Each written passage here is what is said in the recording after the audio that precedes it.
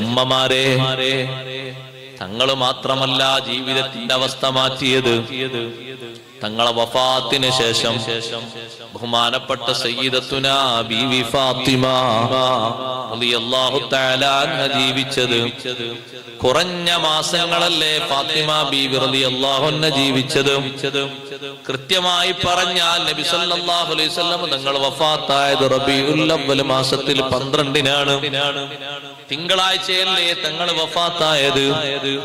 ഫാത്തിമ ബീവി റളിയല്ലാഹു അൻഹ തൊട്ടടുത്ത് വരുന്ന റമളാനിലാണ് വഫാത്താകുന്നത്. അതിനടക്കാകെ കുറഞ്ഞ മാസമേ ഉള്ളൂ, 6 മാസം ചില്ലറ ദിവസവും. സുബ്ഹാനല്ലാഹ്, ആ 6 മാസവും ഫാത്തിമ ബീവി റളിയല്ലാഹു അൻഹ ഒരുക്കത്തിലാണ്. ഒരൊറ്റ വാക്കല്ലേ ഫാത്തിമ ബീവി റളിയല്ലാഹു അൻഹ ഒരുക്കിയത്. എന്റെ ശേഷം എന്റെ അടുത്തേക്ക് എന്റെ കുടുംബത്തിൽ നിന്ന് ആദ്യം വന്നെത്തുന്നത് നിങ്ങളാണ്. ആ ഒരൊറ്റ വാക്ക് കേട്ടതോടെ ഫാത്തിമ ബീവി റളിയല്ലാഹു അൻഹ ഒരുങ്ങിത്തുടങ്ങി. ഇബാദത്തുകളിലും കാര്യങ്ങളിലും എല്ലാ വിഷയങ്ങളിലും കൃത്യത പാലിച്ചു. നബി സല്ലല്ലാഹു അലൈഹി വസല്ലം തങ്ങൾ വർദ്ധിപ്പിച്ചതുപോലെ വർദ്ധിപ്പിച്ചു.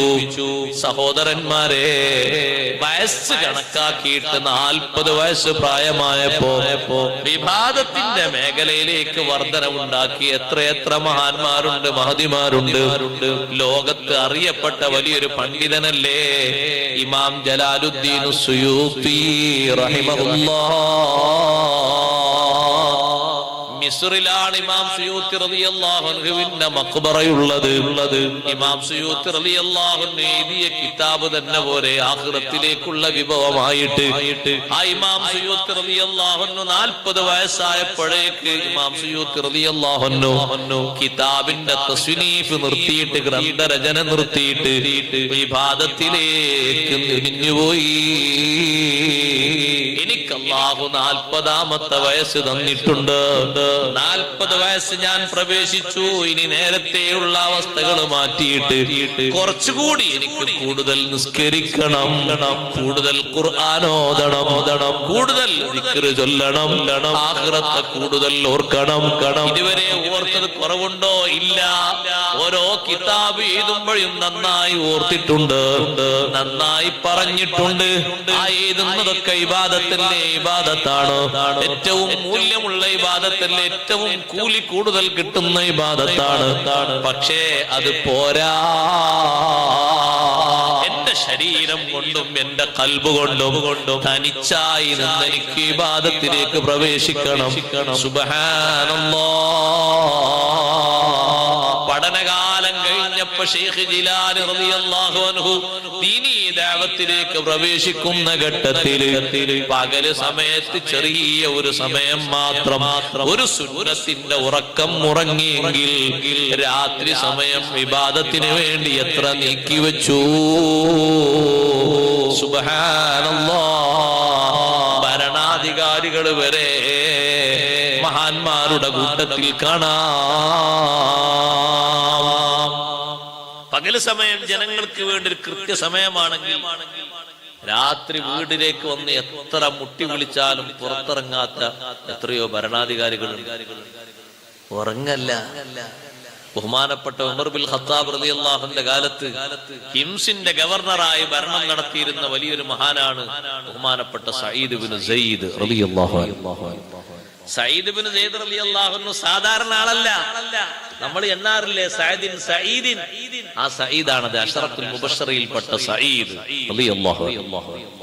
ഉമർ റളിയല്ലാഹു അൻഹു ഹിംസിൽ വന്നപ്പോൾ ജനങ്ങൾ പറഞ്ഞു ഖലീഫയെ പറ്റി, ഗവർണറെ പറ്റി പരാതി പറയാണ്ട്. ഒരേ സ്റ്റേജിൽ ഇരുത്തിയിട്ടാണ് ആളുകളോട് പരാതി ചോദിക്കുന്നത്. നമ്മളെ നാട്ടിലൊക്കെ നടന്ന അങ്ങനെ ഉണ്ടാവും. ഇവിടെ ഖലീഫ ഇരിക്കുന്നു, നേരെ ഇപ്പുറത്ത് ഭരണാധികാരിയായ ഗവർണർ ഇരിക്കുന്നു. ഈ ഗവർണറെ പറ്റി ജനങ്ങൾ പരാതി പറയാണ്. ആ പരാതി അവിടുന്ന് പറയുമ്പോ ഇവിടുന്ന് ഉത്തരം ചോദിക്കുകയാണ്, ശരിയാണോ, എന്താ പറയാനുള്ളത്?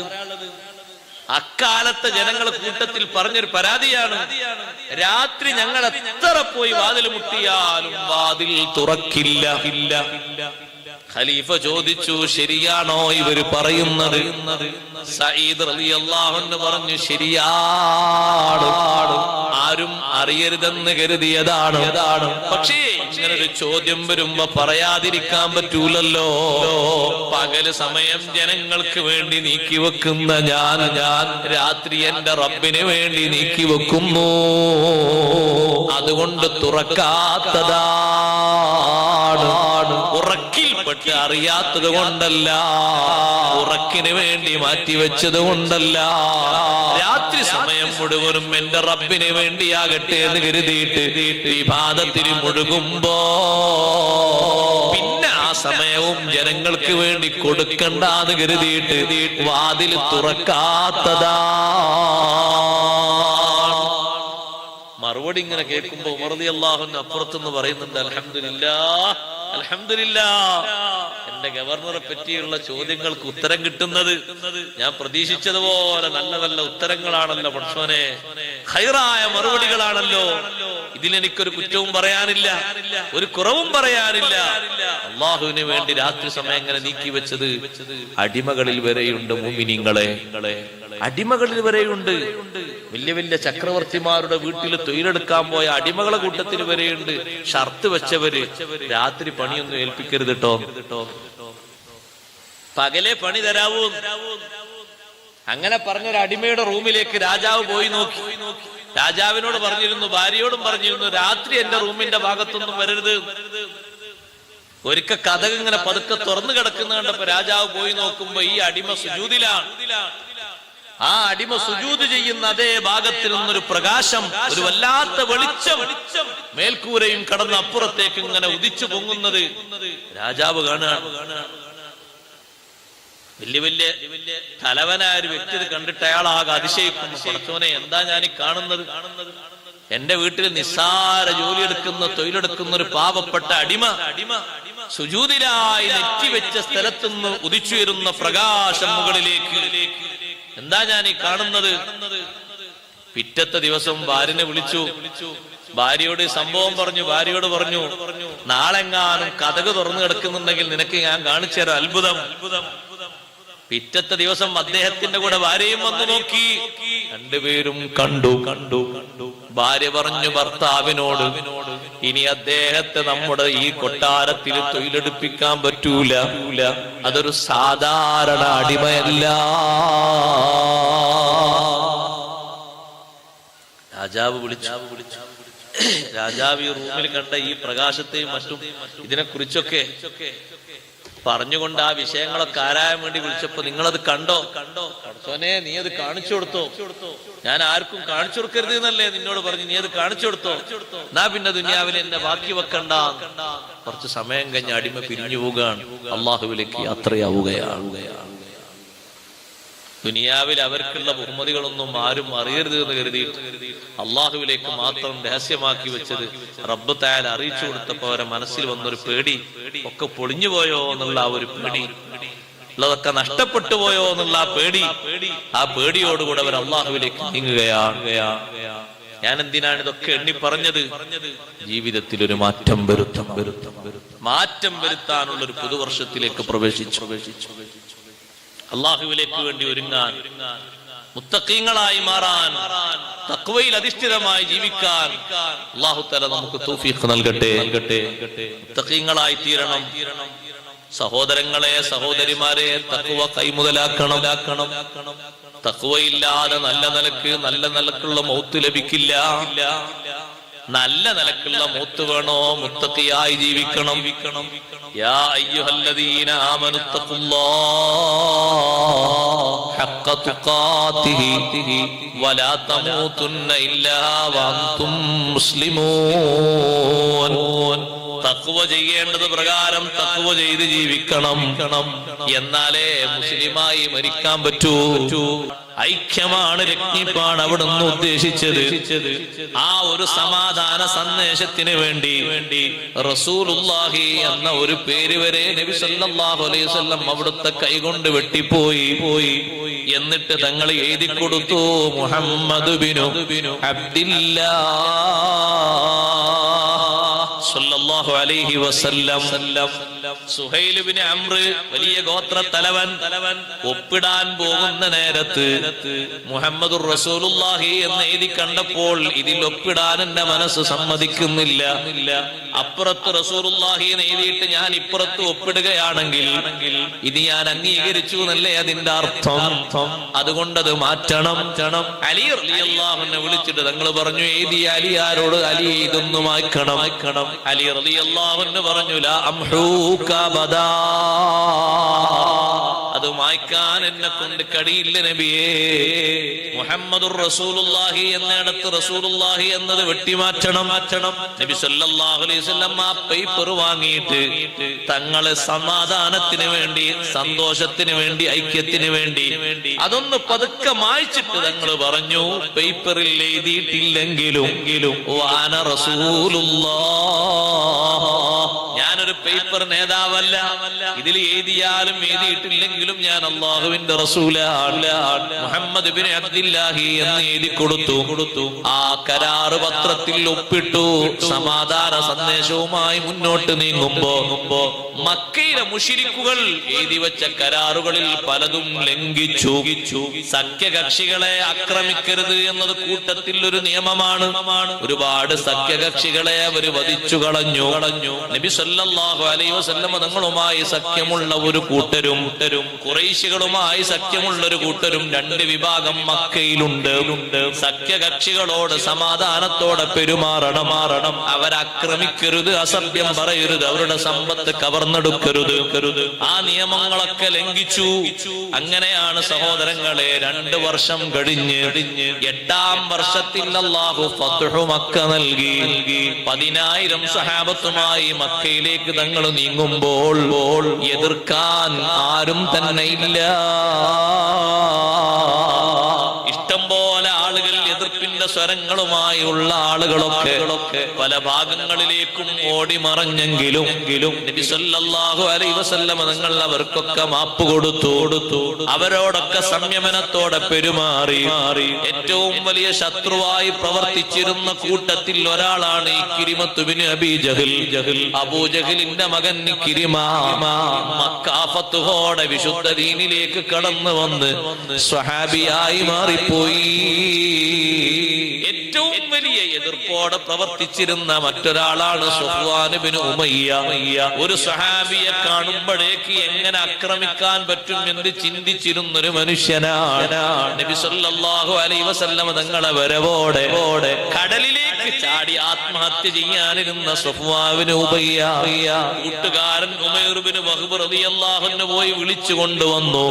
നിനക്ക് മാപ്പുണ്ട്, നിനക്ക് സമാധാനത്തോടെ ജീവിക്കാം.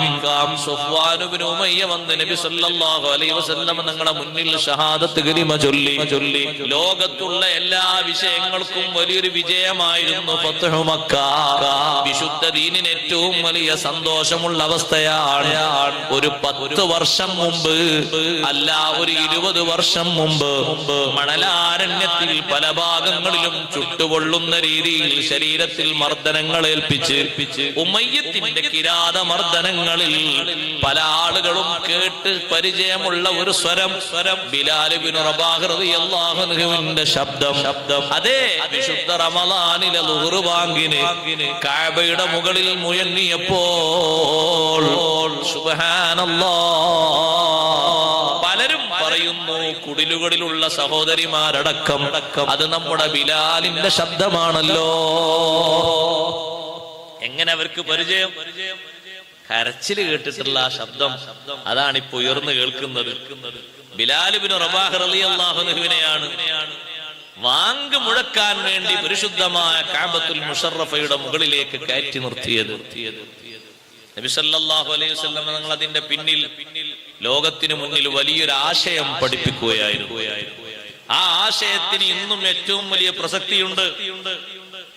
സഹോദരങ്ങളെ, വർണ്ണ വെറിയുടെ പേരിൽ ഏറ്റവും കൂടുതൽ കൊലപാതകങ്ങൾ നടന്നുകൊണ്ടിരിക്കുന്ന US-ൽ ഇപ്പോഴും വർണ്ണവെറിയാണ് പലർക്കും, പലരുടെയും മനസ്സിൽ. നബി സല്ലല്ലാഹു അലൈഹി വസല്ലം തങ്ങൾ അതിന് പരിസമാപ്തി കുറിക്കുകയായിരുന്നു.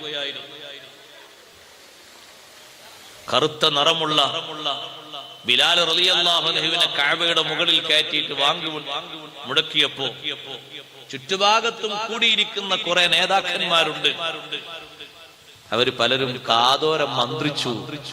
പുറത്തു പറയാൻ പേടിയുണ്ട്, കാതോരം സ്വകാര്യം പറഞ്ഞു. ഈ ഒരു കറുത്ത പയ്യനെയാണോ കിട്ടിയത്? വേറെ ആരെയും കിട്ടിയില്ലേ വാങ്ങുമുഴക്കാൻ? നബി സല്ലല്ലാഹു അലൈഹി വസല്ലം തങ്ങൾ ആ നേതാക്കളെ മുഖത്ത് നോക്കി പറഞ്ഞു, നിങ്ങൾ കാതോരം മന്ത്രിച്ചത് എനിക്ക് അല്ലാഹു അറിയിച്ചു തന്നിട്ടുണ്ട്. നിങ്ങളെ സ്വകാര്യൊന്നും ഇവിടെ നടക്കൂല. എന്താ നിങ്ങൾ പറഞ്ഞത്? ഒരു വെളുത്ത ആളെ കിട്ടിയില്ല എന്നല്ലേ? എന്നാ നിങ്ങൾക്ക് കേൾക്കണോ? വിശുദ്ധ ഇസ്ലാമിൽ അങ്ങനെ ഒരു പ്രത്യേകതയില്ല. ലാ ഫളല ലിഅറബിയ്യിൻ അലാ അജമിയ്യിൻ വലാ ലിഅബിയദ അലാ അസ്വദ വലാ ലിഅസ്വദ അലാ അബിയദ ഇല്ലാ ബിതഖ്വല്ലാഹി അസ്സ വജൽ. അറബിക്ക് അനറബിയേക്കാളേറെയോ അവർണന് സവർണനേക്കാളോ സവർണന് അവർണനേക്കാളോ ഒരു പ്രത്യേകതയും ഇല്ല.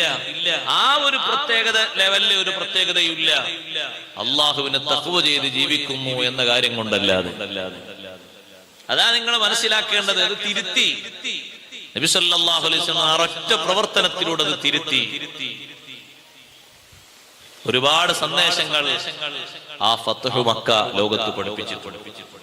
അത് തങ്ങളെ ഏറ്റവും വലിയൊരു സന്തോഷമുള്ള ഒരാഗ്രഹമായിരുന്നു. വറഅയ്തന്നാസ യദ്ഖുലൂന ഫീ ദീനില്ലാഹി അഫ്വാജാ.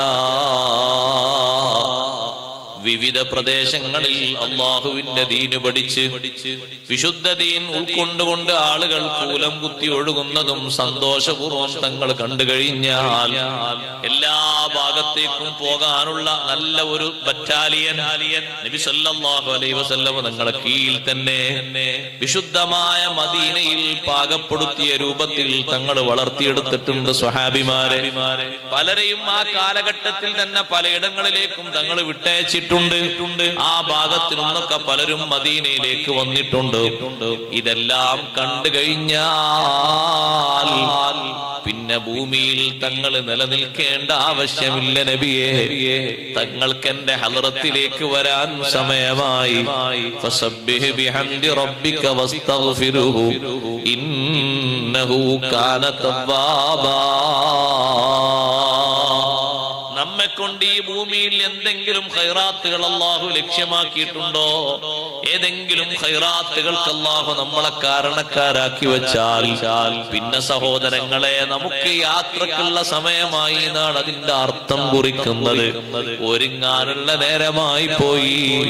സുജൂദിലും റുകൂഇലും ധാരാളം തസ്ബീഹ് ചൊല്ലുന്നത് ബീവി ആയിഷ റളിയല്ലാഹു അൻഹ വീട്ടിൽ നിന്ന് കാണുമ്പോ ചോദിച്ചു, അല്ലാഹുവിന്റെ റസൂലേ, ഇതുവരെ കാണാത്ത രൂപത്തിൽ തസ്ബീഹ് വർദ്ധിപ്പിക്കുന്നുണ്ടല്ലോ.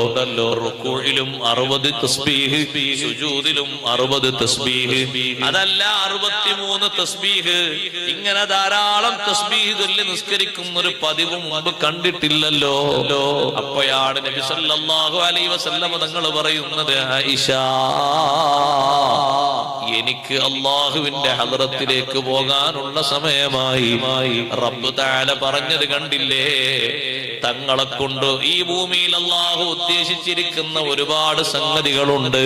ആ സംഗതികളൊക്കെ നല്ല രൂപത്തിൽ അള്ളാഹു തആല പൂർത്തീകരിച്ചു തന്നാൽ ഫസബ്ബിഹ് ബിഹംദി റബ്ബിക വസ്തഗ്ഫിറുഹു ഇന്നഹു കാന തവ്വാബാ. പിന്നെ ഇബാദത്തിലായി തങ്ങൾ സജീവമാകണം.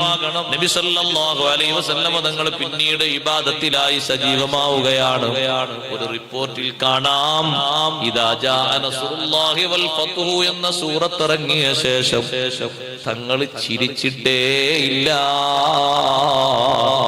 ജിബ്രീൽ അലൈഹിസ്സലാത്തു വസ്സലാം വന്നിട്ട് ഉമ്മത്തുമായി ബന്ധപ്പെട്ട സന്തോഷത്തിന്റെ വർത്തമാനങ്ങൾ പറഞ്ഞൊരു ഘട്ടത്തിലല്ലാതെ മുത്തുനബി സല്ലല്ലാഹു അലൈഹി വസല്ലം ചിരിച്ചിട്ടില്ല.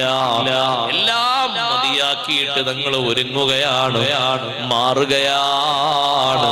സുബ്ഹാനല്ലാഹ്. തൊട്ടു മുമ്പുള്ള വർഷം തങ്ങൾ ആഗ്രഹം പ്രകടിപ്പിച്ചത് കണ്ടില്ലേ മുഅ്മിനീങ്ങളെ? തൊട്ടു മുമ്പുള്ള മുഹറമിൽ ലഇൻ ബഖീതു ഇലാ ഖാബിലിൻ ലഅസൂമന്ന താസിഅ. തങ്ങൾ വഫാത്താകുന്നതിന്റെ തൊട്ടു മുമ്പുള്ള മുഹറം. ദുൽഹിജ്ജ മാസത്തിൽ ഹജ്ജ് നിർവഹിച്ചു വന്ന് മദീനയിലെത്തി. മുഹറം 10 നോമ്പ് നോൽക്കുമ്പോഴാണ് സ്വഹാബിമാരുടെ കൂട്ടത്തിൽ കുറച്ച് ആളുകൾ വന്നിട്ട് പറഞ്ഞത്, ജൂതന്മാരും പലയിടത്തും നോമ്പ് നോൽക്കുന്നുണ്ടല്ലോ. അവരോട് ചോദിച്ചു നബി സല്ലല്ലാഹു അലൈഹി വസല്ലം, നിങ്ങൾ എന്തിനാ മുഹറം 10 നോമ്പ് നോൽക്കുന്നത്? ജൂതന്മാര് പറഞ്ഞു, മൂസാ നബി അലൈഹിസ്സലാത്തു വസ്സലാമിനെ അല്ലാഹു തആല രക്ഷപ്പെടുത്തി ഫിർഔനിനെ അല്ലാഹു തആല നശിപ്പിച്ചത് ഈ മുഹറം 10. അതില് നന്ദി പ്രകടിപ്പിച്ചുകൊണ്ട് ഞങ്ങൾ നോമ്പ് നോൽക്കാണ്. ഇപ്പൊ നബി സല്ലല്ലാഹു അലൈഹി വസല്ലം തങ്ങൾ പറഞ്ഞു, നഹ്നു അഹഖു വഔലാ ബിമൂസാ മിൻകും, നിങ്ങളെക്കാൾ മൂസാ നബി അലൈഹിസ്സലാത്തു വസ്സലാമിനോട് കൂടുതൽ ബന്ധമുള്ളത് ഞങ്ങളാണ്. നിങ്ങൾ മൂസാ നബി അലൈഹിസ്സലാമിന്റെ പലതും തിരുത്തിയവരാണ്, പലതും വിശ്വസിക്കാത്ത ആൾക്കാരാണ്. തൗറാത്തിലെ എല്ലാ നിയമവും വിശ്വസിക്കാൻ നിങ്ങളെ കിട്ടുമോ? ജൂതന്മാരെ കിട്ടുമോ? കിട്ടൂല. പലതും വിശ്വസിക്കാൻ കിട്ടൂല. പലതും തൗറാത്തിൽ ഇല്ല എന്ന് പറഞ്ഞ് നബി സല്ലല്ലാഹു അലൈഹി വസല്ലം നിങ്ങൾ തിരുത്തി കൊടുത്തതാ, തൗറാത്തിലുണ്ട്. ഇഞ്ചീല് വിശ്വസിക്കാൻ കിട്ടുമോ? ഇഞ്ചീലിലെയും പലതും ഒരു വിശ്വസിക്കൂല യഹൂദികൾ. അതുകൊണ്ട് തൗറാത്തിലും ഇഞ്ചീലിലൊക്കെ പഠിപ്പിക്കപ്പെട്ട വിഷയങ്ങൾക്ക് മാറ്റം വരുത്താതെ അംഗീകരിച്ച് വിശ്വസിക്കുന്ന ഞങ്ങളാണ് മൂസാ നബി അലൈഹിസ്സലാമുമായി നിങ്ങളെക്കാൾ ബന്ധമുള്ളവർ. തങ്ങൾ പറഞ്ഞു, അവര് നോൽക്കുന്നുണ്ടെങ്കിൽ നമ്മൾ അവരെ പോലെയാകാൻ പാടില്ലല്ലോ, മാറ്റം. അതുകൊണ്ട് ഖാലിഫുൽ യഹൂദ്, ജൂതന്മാരോട് എതിരാകണം. അടുത്ത വർഷം ഞാൻ ജീവിച്ചിരിക്കുന്നുവെങ്കിൽ ഞാൻ 9 കൂടി നോമ്പ് നോൽക്കുമായിരുന്നു. മുഹറം 9, 10 മുഹറം മാസ തുടങ്ങിയത്, പുതുവർഷം തുടങ്ങി. ഞാൻ ആമുഖമായി പറയുന്നത്, പുതുവർഷം തുടങ്ങി നമ്മൾ പുതുമയുള്ളവരാകണം. ജനുവരി ആകാനല്ല കാത്തിക്കണ്ടേ. ഇസ്ലാമിന്റെ പുതുവർഷം മുഹറമാണ്. അത് ആരംഭിച്ചു. ഇന്ന് മുഹറം 5 മാറാൻ സമയമായി. ഇനിയൊന്നും മാറുന്നില്ല. എന്നാ മാറുക? അടുത്തൊല്ലം. ഓരോ കൊല്ലം അങ്ങനെ കഴിയുമ്പോ അടുത്തൊല്ലം മാറാന്ന് പറയും. പിന്നെന്താ മാറുക? പിന്നെ ലാസ്റ്റ് മരിക്കണമെന്ന് പറയിക്കല്ലേ ഞാൻ കരുതിയെന്ന് മാറണം. അപ്പൊ ഇതിന് മരണം വന്നു. അങ്ങനെ ആകാൻ പാടില്ല. അല്ലാഹു തആല പുതിയൊരു മാറ്റത്തിന് പുതുവർഷം തന്നു. ആ പുതുവർഷത്തിലേക്ക് ഞാനും നിങ്ങളും പ്രവേശിച്ചു. ജീവിതം ചിട്ടപ്പെടുത്തി നന്നാകാൻ നല്ലൊരു മാസം, അതും യുദ്ധം നിഷിദ്ധമായ, അനാവശ്യങ്ങൾ മുഴുവനും നിഷിദ്ധമായ മാസം. ഈ മുഹറം മാസത്തിൽ ഒരു തെറ്റ് ചെയ്യുന്നതിന് മറ്റു മാസങ്ങളെ പോലെയല്ല ശിക്ഷ കൂടുതലുണ്ട്. ഈ മുഹറം മാസത്തിൽ ഏതെങ്കിലും ഒരു പുതിയ കാര്യങ്ങൾ തുടങ്ങിയിട്ട് ജീവിതം നന്നാകട്ടെ എന്ന് ഉദ്ദേശിക്കുന്ന ആളുകൾക്ക് ജീവിതം നന്നാക്കാൻ കഴിയും. ഞാൻ എന്റെ ജീവിതം ഒന്ന് നന്നാക്കട്ടെ, ഒന്ന് മാറട്ടെ, ഒരു പുതുവർഷം അല്ലാഹു എനിക്ക് തന്നല്ലോ എന്ന് കരുതിയിട്ട് നേരത്തെ നിർവഹിക്കാത്ത, പതിവില്ലാത്ത പല കാര്യങ്ങളും തുടങ്ങാൻ നമുക്കൊരു ചാൻസാണ്. ഉമ്മമാരെ, പെങ്ങന്മാരെ, സഹോദരന്മാരെ, ജീവിതത്തിൽ മാറ്റങ്ങൾ വരുത്തണം.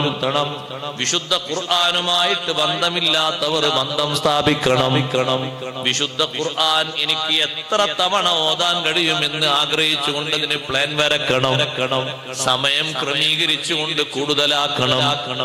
എന്നും ഒരു യാസീനിലും തബാറക്കയും തൂങ്ങി നിൽക്കുന്നവരാകരുത്. എന്നും ഒരു ഇദാവക്കായത്തി മാത്രം കൊണ്ട് മതിയാക്കുന്നവരാകരുത്. ജീവിച്ചു മുന്നോട്ടാണോ അതിനൊരു ഇദാവക്കായത്തെങ്കിലും ഓതണ്ടേ? അങ്ങനെ ആകാൻ പാടില്ല. ഒരു ഇദാവക്കായത്തും ഒരു യാസീനും ഒരു ഫജ്റും മാത്രം ഓതിയിട്ട് മതിയാക്കുന്ന ആളുകളാകരുത്. ഖുർആനുമായി നിരന്തര ബന്ധം പുലർത്തുന്നവരാകണം. അത് ഭാഗം വെച്ചുകൊണ്ട് ഓരോ ഭാഗങ്ങൾ ഓതി തീർക്കുന്നവരാകണം. ഖുർആൻ ഖത്മ് തീർക്കുന്ന മജ്ലിസ് തെരഞ്ഞു നടക്കുന്നവരായിരുന്നു സ്വഹാബിമാർ. അനസ് ബിൻ മാലിക് റളിയല്ലാഹു അൻഹു എന്ന് പറയുന്ന നബി സല്ലല്ലാഹു അലൈഹി വസല്ലം തങ്ങളുടെ അരുമ ശിഷ്യൻ, ഖുർആൻ ആര് ഖത്മ് തീർക്കുകയാണെങ്കിലും മക്കളെയും കൂട്ടിയിട്ട് അങ്ങോട്ട് പോകും. ഖത്മുൽ ഖുർആന്റെ മജ്ലിസ് ദുആഇന് നല്ല ഉത്തരമുള്ള മജ്ലിസാണ്. അതിനിപ്പോ നമ്മളെ നാട്ടിലിഞ്ഞ് കാത്തു കഴിയണമെങ്കിൽ എന്ത് വേണം? റമദാൻ ആകണല്ലേ, അല്ലെങ്കിൽ ആരെങ്കിലും ഒന്ന് മരിക്കണല്ലേ. അവരങ്ങനല്ല, ആഴ്ചയിൽ ഓരോ ദിവസങ്ങളിൽ ഖത്മ് തീർക്കുന്ന ആളുകളെ തെരഞ്ഞു നടക്കുകയാണ്. എന്നിട്ട് ഈ കുട്ടികളെയും കൊണ്ട് അനസ് റളിയല്ലാഹു അൻഹു അങ്ങോട്ട് പോകാണ് ദുആയിൽ പങ്കെടുക്കാൻ. ഖുർആൻ ഖത്മ് തീർക്കുമ്പോഴുള്ള ദുആ ഉത്തരം ലഭിക്കുന്ന ദുആയാണ് എന്നത് ഉറപ്പാണ്. പരിശുദ്ധ ഖുർആനിന്റെ ഖത്മിന്റെ മജ്ലിസ് വളരെ ശ്രേഷ്ഠതയുള്ള മജ്ലിസാണ്. സദ്യ ഒരുക്കൽ സുന്നത്തുള്ള മജ്ലിസുകളിൽ ഒന്നാണത് ഖത്മുൽ ഖുർആന്റെ മജ്ലിസ്. വേറൊരു കല്യാണ സദ്യ മാത്രമല്ല ഉള്ളത്. ഖത്മുൽ ഖുർആനും പഴയകാലത്തെ വല്യമ്മമാരൊക്കെ അങ്ങനെയാണ്. വലിയ സദ്യ ഒന്നും ഒരുക്കാൻ കഴിയൂല, എന്നാലും ഖത്മുൽ ഖുർആൻ എന്നാണ് വീട്ടിലെ അസറിന് എന്തെങ്കിലുമൊക്കെ ഒരു പലഹാരം മറ്റുമൊക്കെ ഉണ്ടാക്കിയിട്ട് പള്ളിയിൽ ഉസ്താദിനോടൊന്ന് വരാൻ പറയും ഖത്തം ദ്വാരക്കാൻ. അസറിന്റെ ശേഷം പള്ളിയിൽ ഉസ്താദ് വരും. എന്നിട്ട് ഖുൽ ഹുവല്ലാഹു അഹദ് മുതലോ അനന്തറ മുതലോ ഓതിയിട്ട് ഉസ്താദ് പുറത്തുനിന്ന് ഇങ്ങനെ ദ്വാരക്കും. ഉള്ളിലുള്ള ആൾക്കാരൊക്കെ ആ ഖത്മുൽ ഖുർആന്റെ ദ്വാക്ക് ആമീൻ പറയും. അങ്ങനെ നല്ല ഒരു സാഹചര്യം, ഒരു സുന്നത്ത് നിലനിന്നിരുന്നു. ഏത് കാലം എന്നറിയോ? ഫഖർ കൂടുതലുണ്ടായിരുന്ന ആ കാലത്ത്. അള്ളാഹു ഇഷ്ടം പോലെ നമ്മളെ കയ്യിൽ തന്നപ്പോ നമുക്കാകെ വലീമത്ത് ഒന്നിൽ ചുരുങ്ങി അല്ലേ? കല്യാണത്തിന് മാത്രം. ഖത്മുൽ ഖുർആനും നല്ല സദ്യ കൊടുക്കണം, സുന്നത്തുണ്ടത്. അൽ വലാഇമു അശ്റുൻ, വലീമത്ത് കൊടുക്കേണ്ട സുന്നത്തായ കാര്യങ്ങൾ 10 എണ്ണമാണ്. അതിലൊന്നാണ് ഒരു ഖുർആൻ ഒരാൾ പഠിച്ച് ഹിഫ്ള് തീരുന്ന അന്ന് ഒരു സദ്യ സംഘടിപ്പിക്കൽ സുന്നത്തുണ്ട്. യാത്രക്കാരൻ പോകുമ്പോഴും ഒരു സദ്യ, വരുമ്പോണ്ടല്ലോ വരുമ്പോഴും ഒരു സദ്യ സുന്നത്തുണ്ട്. പ്രത്യേകം സുന്നത്തുള്ളതാണ്. ഖിതാന്റെ സമയത്ത് ഒരു വലീമത്ത് ആരും അറിയില്ലല്ലേ? പിന്നെ എങ്ങനെ വിളിച്ചു പറയലാണ്? അന്നലെ എന്ന് മാർക്കം കഴിഞ്ഞു, എന്തിനാ വിളിച്ചു പറയുന്നത് അറിയാം? കുറെ പാക്കറ്റ് ഇങ്ങോട്ട് പോന്നോട്ടെ എന്ന് എഴുതിയിട്ട്. അതിന് മുമ്പ് ഈ പണി നടത്തുന്ന വീട്ടുകാരെ എല്ലാവർക്കും ഒരു സദ്യ ഉണ്ടായി കൊടുക്കൽ സുന്നത്തുണ്ട്. എത്ര ആളെ മാർക്കം കഴിച്ചു വീട്ടിൽ ആർക്കെങ്കിലും സദ്യ കൊടുത്തിട്ടുണ്ടാ? സുന്നത്തുള്ളതാണ്.